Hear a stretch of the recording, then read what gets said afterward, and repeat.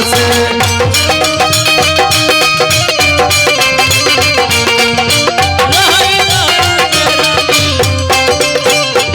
राजा सुनला तनी अरजा हमार राजा रही तोहरा से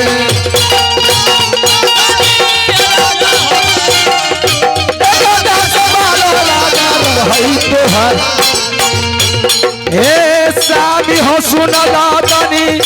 दर्द हो दिल के बात हे साबी हो सुनला दर्द दिल के बात साबी रही तोहरा से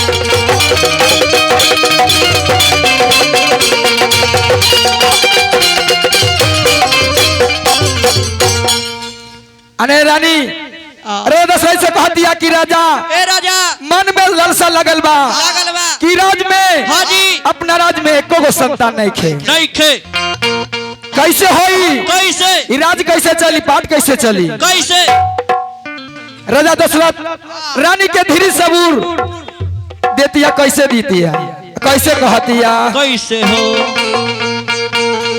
हाय हाय हाय हाय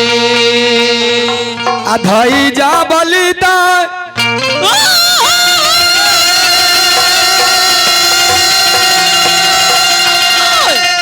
रानी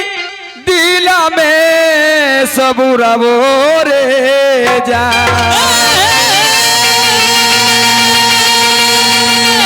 रे जाना दिला में सबूरा बोरे जान रे जान धर है रानी दिला में सबूरा बोरे जान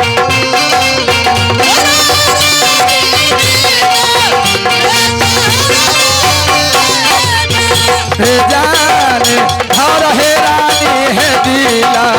में सबूरा बोरे जान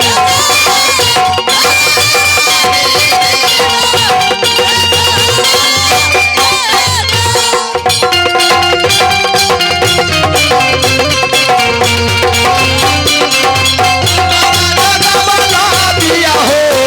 महुआ लगवला काहे न लगवला दिया हो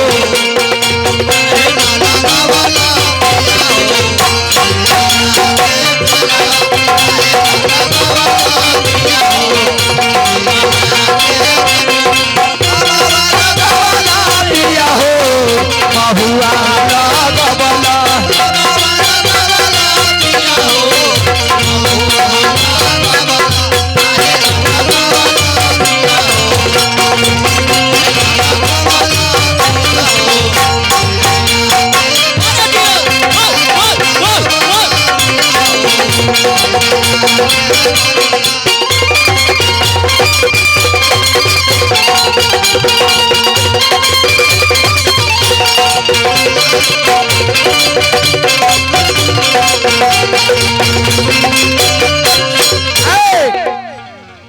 राजा दशरथ हाँ रानी के कहता कि धीर में सबूर बानी जरूर बालक होई राजा दशरथ हाँ जी अपना गुरु वशिष्ठ मुनि के पास हाँ गईले गईले जब वशिष्ठ मुनि गुरु के पास गईले गईले तो गुरु जी हाँ जी के भीड़ में गईले गईले तो का कइले हे गोरा तोरा लगियो हो बाबा पैया तोरा परियो हो हे गोरा तोरा लगियो बाबा पैया तोरा परियो हो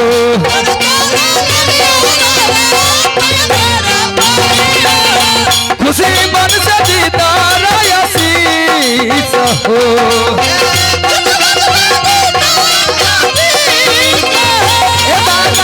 खुशी मन से जीता रयसीस हो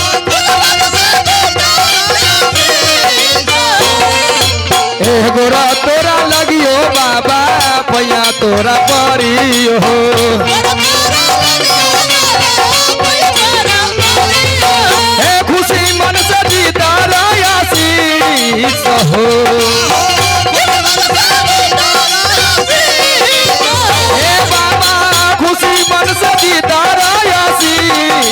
हो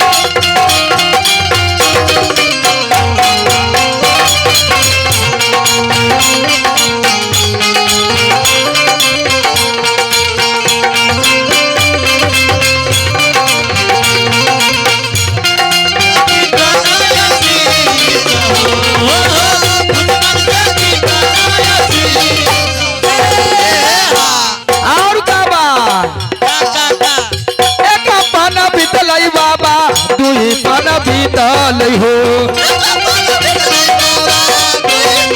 एक अपन बीतल बाबा दुई पन बीतल हो दशरथ पान में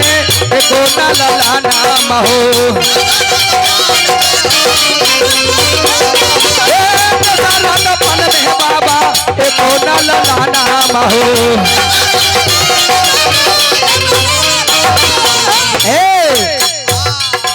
राजा दशरथ गुरु वशिष्ठ मुनि के कह दिया कि ए बाबा एक पन बीत गईले दू पन बीत गईले तीन पन बीत गईले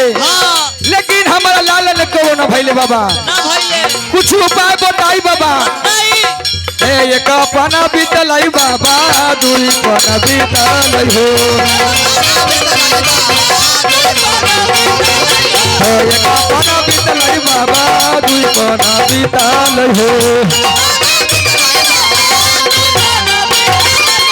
नहीं रहले एगो सनातन हो ए बाबा नहीं रहले एगो सनातन हो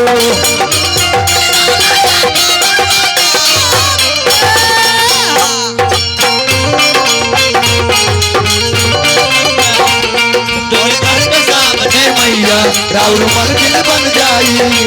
उठती भोरे भोरे राउर दर्शन हो जाई हम उठती भोरे भोरे राउर दर्शन हो जाई मोरा घर के सम मंदिर बन जाई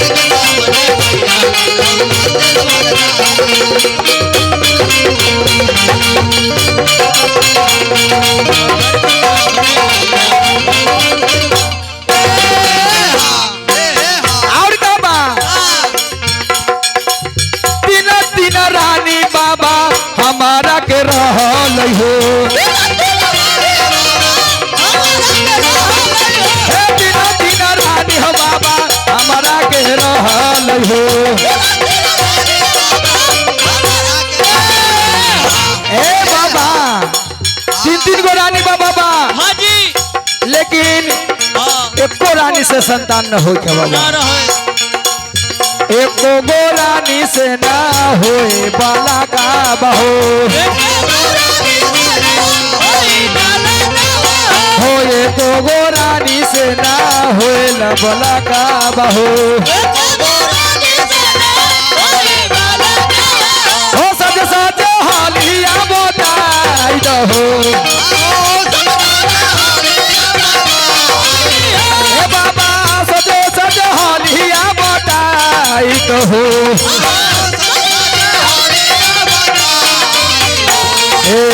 मिट्टी जब जाता बाबा दिल और माना हो मती जब जाता बाबा दिल के और माना हो मिट जाता दिल के और मान हो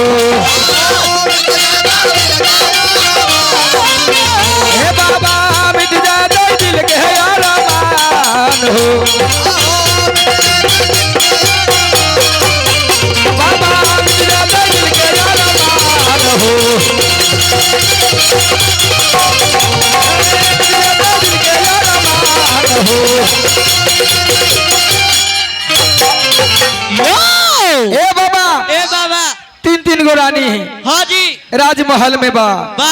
लेकिन एको गो संतान बाबा नहीं खे